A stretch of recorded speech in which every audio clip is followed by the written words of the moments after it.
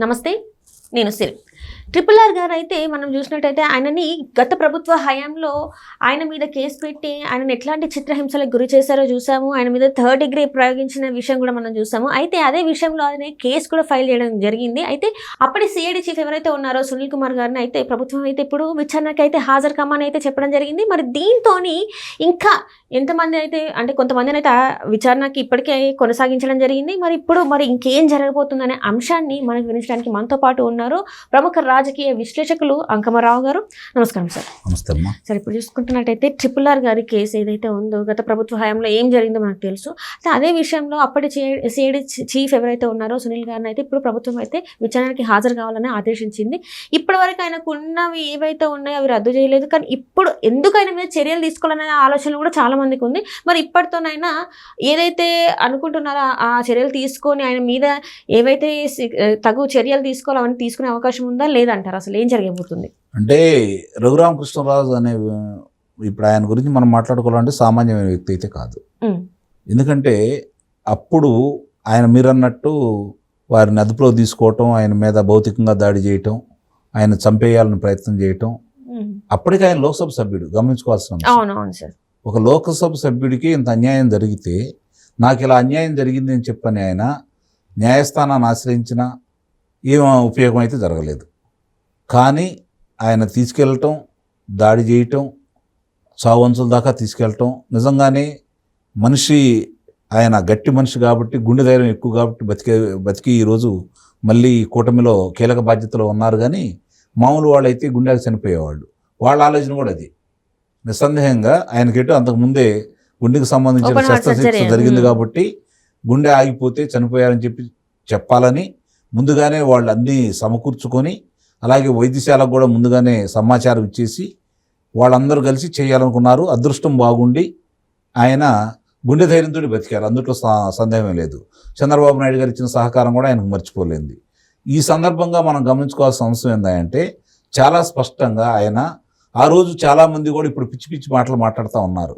ఆ రోజు ఎందుకు చెప్పలేదు, ఆ రోజు ఈ పేర్లు ఎందుకు, అసలు ఆయనకు నా మీద దాడి జరిగింది కళ్ళ ముందు కనపడిన తర్వాత, న్యాయస్థానం దాడి జరిగిందని చెప్పని నిర్ధారణ చేసిన తర్వాత, ఆయనకి వెలుసుబాటు కలగజేసిన తర్వాత, ఇక్కడ ఉన్నటువంటి గుంటూరు ప్రభుత్వ వైద్యశాలకు సంబంధించి ఆమె అధికారిని ఎవరైతే ఉన్నారో ప్రభావతి గారు ఏమీ జరగలేదని చెప్పని ప్రభుత్వానికి అనుకూలంగా ఇచ్చిన న్యాయస్థానం దాన్ని పరిగణలో తీసుకోకుండా జరిగిన వాస్తవాలు ఆయన సుప్రీం దాకా వెళ్ళి తెచ్చుకోవాల్సిన పరిస్థితి కల్పిస్తే న్యాయం ఎలా జరిగింది ఎవరికి చెప్పుకోవాలి? ఎవరు తీసుకున్నారు ఆయన అభియోగాన్ని పరిగణలోకి? తీసుకోలేదు కాబట్టి ఆ రోజు అభియోగాన్ని తీసుకొని ఉంటే మిగిలిన ఇప్పుడు చెప్పినట్టే అప్పుడు చెప్పుండేవాళ్ళేమో. తీసుకోలేదు కదా మీరు. చివరికి నా ఉద్దేశంలో ప్రకారం రఘురామకృష్ణరాజు గారికి సభాపతి కూడా న్యాయం చేయలేదు, అంటే లోక్ సభాపతి కూడా న్యాయం చేయలేదు అనేది నేను భావిస్తున్నాను. ఆయనకి హక్కులు భంగం కలిగించడమే కాకుండా లోక్సభ సభ్యుడిని ఆ విధంగా, నాకు తెలిసినంతవరకు భారతదేశంలో ప్రథముడు ఆయనేనేమో, లోక్సభ సభ్యుని అలా చిత్రహింసలకు గురి చేసిన తర్వాత, నడవలేని స్థితిలో అంత స్పష్టంగా ఛాయాచిత్రాలు ఉన్న తర్వాత కూడా వాళ్ళు దాని గురించి పరిగణలో తీసుకొని ఎందుకు ఇలా జరిగింది, విచారణ కోసం కనీసం ఒక్కళ్ళు కూడా పిలిపించలేదు. చూడండి, ఇది మాత్రం ఇప్పటికీ అర్థం కాని విషయం. అంటే రఘురామకృష్ణరాజు గారికి ఉన్న హక్కుల్ని హరించి వేశారు వాళ్ళు. ఒక లోక్సభ సభ్యుడిని హక్కుల్ని హరించి వేశారు. దానికి కూడా న్యాయం జరగలేదు ఆ రోజు. మరి ఇప్పుడు ఎవరు చెప్పుకోవాలి? అప్పుడు ఎవరు చెప్పుకోవాలి చెప్పండి? ఏం చెప్తే జరిగేది?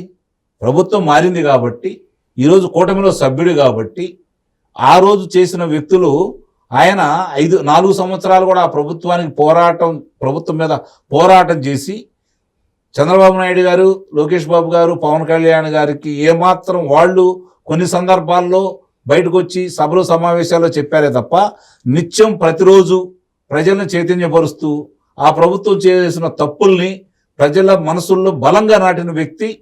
ఆ ప్రభుత్వం పతనానికి ప్రధాన కారకుడు కూడా నిస్సందేహంగా రఘురామకృష్ణరాజు గారు. అందుట్లో ఎలాంటి సందేహం లేదు. కాబట్టి చంద్రబాబు నాయుడు గారు ఆ పోరాటాన్ని గుర్తించడం కాబట్టి ఆయన్ని మళ్ళీ తిరిగి కూటమిలో సభ్యునిగా చేర్చుకోవటం, ఈరోజు ఉపసభాపతిగా ఇవ్వడం కూడా జరిగింది. మరి ఉపసభాపతి గారికి ఈ విషయంలోనే నత్తనాటక సాగిందని చెప్పని ప్రజలు భావించారు, ఆయన భావించారు. కానీ చంద్రబాబు నాయుడు గారు చెప్పినట్టు చట్టం తన పనిదానం చేసుకుపోతుందన్న ఉద్దేశంతో ఇప్పుడు చూస్తే మన విజయపాల్ ముందు అదుపులో తీసుకున్నారు, తర్వాత తులసిబాబుని అదుపులో తీసుకున్నారు, ప్రభావతికి వెలుసుబాటు లేకుండా పోయింది. ఇప్పుడు త్వరలో ఆమెను కూడా అదుపులో తీసుకుంటారని భావిస్తున్నారు. ఇప్పుడు సునీల్ కుమార్ మీద విచారణకు సంబంధించి ఇంకొక ఇద్దరు ఉన్నారు. వాళ్ళు ఎవరంటే పిఎస్ఆర్ ఆంజనేయులు, తర్వాత జగన్మోహన్ రెడ్డి. ఈ విషయంలో కనుక ముందడుగు ఒక్కొక్క అడుగు పడిపోతా ఉంది కాబట్టి నిన్న రఘురామకృష్ణరాజు గారు కూడా చాలా స్పష్టంగా చెప్పడం కూడా జరిగింది. తను ఏ విధంగా అనుకున్నామో అవన్నీ జరుగుతున్నాయి అని చెప్పని ఆయన కూడా ఒక రకంగా తృప్తిగానే ఉన్నారు. అంటే ఇలా తర్వాత ముందే మిగిలిన పట్టుకుంటే దానికి సంబంధించిన ఆధారాలు వీళ్ళు ఇచ్చిన సమాచారం మేరకు వీళ్ళు సహకరించిన విధానంతో జరిగిన విధానాలని పొందుపరిచి ముందుకెళ్తూనే ఉంది. కొంచెం నత్తనట్టుగా నడిచిందనే అభిప్రాయం అందరిలో ఉన్నా కూడా జరుగుతున్న విషయాలు చూసుకుంటే మాత్రం ఆ కేసు ముందుకెళ్తున్నట్టే మనం అయితే భావించాలి. ఈ విషయంలో ఇప్పుడు సునీల్ కుమార్ని విచారణకు పిలిచిన తర్వాత అతను ఏం చెప్తాడు, ఆ తర్వాత తదుపరి ప్రభావతి, ఆ తర్వాత పిఎస్ఆర్ ఆంజనేయులు, తర్వాత జగన్మోహన్ రెడ్డి గారు ఎవరిని వదిలిపెడతారని నేను అనుకోను. కానీ ఆల్రెడీ జగన్మోహన్ రెడ్డి గారి మీద అనేక కేసులు ఉన్నాయి. ఇప్పుడు 11-12 సంవత్సరాల నుంచి ఆయన బెయిల్ మీద ఉన్నారు. అవన్నీ కాకుండా మరి ఈ కేసు ముందుకెళ్ళే అవకాశం ఉందంటారా సార్? ఈడీది సిబిఐకి సంబంధించినటువంటి దాంట్లో ముందడుగు ఉంటుందో లేదో నాకైతే తెలియదు. కానీ నిస్సందేహంగా ఇప్పుడున్న రాష్ట్ర ప్రభుత్వం, గత రాష్ట్ర ప్రభుత్వంలో ఆయన ముఖ్యమంత్రిగా ఉండి ఆయన చేసినటువంటి విధ్వంసాలకు సంబంధించినటువంటి కొన్ని ఆధారాలు స్పష్టంగా ఉన్నాయి కాబట్టి ఇప్పుడు దానికి సంబంధించి ఎట్టి పరిస్థితుల్లో కూడా ఆధారాలు ఉన్నాయి. ఈరోజు దాన్ని విచారణ చేసి ముందుకెళ్తున్నారు కాబట్టి నిస్సందేహంగా ఆయనకు శిక్ష పడుతుందని అయితే నేను భావిస్తున్నాను. అంటే ఆయన దాకా తీసుకెళ్తారా, లేకపోతే దానికి బాధ్యులు మేమని చెప్పిన అధికారులు వాళ్ళ మీద వేసుకుంటారా అనేది విచారణలో తేలుతుంది. అయితే మాత్రం ఆయన నిందితుడు, అందుట్లో మాత్రం ఎలాంటి సందేహం అయితే లేదు. అంటే ఇప్పటి వరకు విచారణ చేసి ఇప్పుడు విజయపాల్ గారిని అయితే విచారణ చేశారు. అక్కడ ఏమన్నా కీలక అంశాలు ఏమన్నా బయటపడినాయి అంటారా? మరి వాళ్ళు చెప్తారా లేదా, వాళ్ళు విచారణలో అవన్నీ బయట పెడతారా అనే దాన్ని అయితే మనం ఇది విధంగా చెప్పలేము. కారణం ఏంటంటే వాళ్ళు శిక్షణ తీసుకున్న తర్వాతే అందరూ వచ్చి లొంగిపోతా ఉన్నారు. మాకు తెలియదు, గుర్తు లేదు, మర్చిపోయాం. దీని మీదే ఒక రోజు జీవితే అర్థం కాదేమో అని చెప్పని ఒక నెల రోజులు వాళ్ళ చేత చెప్పించి అప్పుడు వీళ్ళ ముందుకు పంపిస్తున్నారని అయితే నేను చెబుతున్నాను గట్టిగా. కాబట్టి వాళ్ళు నిజాలు ఒప్పుకోరు. కానీ సాక్ష్యాధారాలు అక్కడ ఉన్నప్పుడు న్యాయస్థానాలు కూడా ఏం పరిగణిస్తాయి అంటే వీళ్ళు విచారణ అధికారులు ప్రశ్నించిన దానికి వాళ్ళు సరైన సమాధానం ఇవ్వకపోతే ఆధారాలు ఉన్నాయి కాబట్టి వాళ్ళ దోషులుగా న్యాయస్థానం కూడా నిర్ధారిస్తుంది. వీళ్ళు కనుక నిజం చెప్పితే దానికి బాధ్యులను శిక్షిస్తారు. అలా కాకుండా ఆధారాలు కనపడుతున్నాయి కాబట్టి ఈ ఆధారాలకు మీ సమాధానం ఏంటి? గుర్తు లేదు, మర్చిపోయాము, మాకు తెలియదు అంటే ఒప్పుకోదు కదా న్యాయస్థానం. అంటే వాళ్ళ తప్పులు వాళ్ళే ఒప్పుకున్నట్టు ఇక్కడ.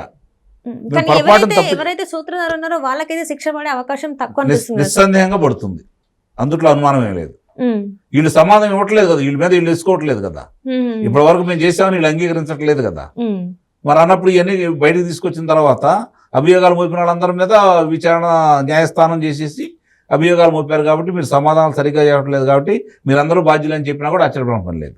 రైట్. ఎవరెవరైతే ఉన్నారో ఏవన్నాగా పేరుకొన్న జగన్మోహన్ రెడ్డి గారు కూడా అరెస్ట్ అయ్యే అవకాశం ఉందని అంటున్నారు. Right sir, right. Thank you so much sir.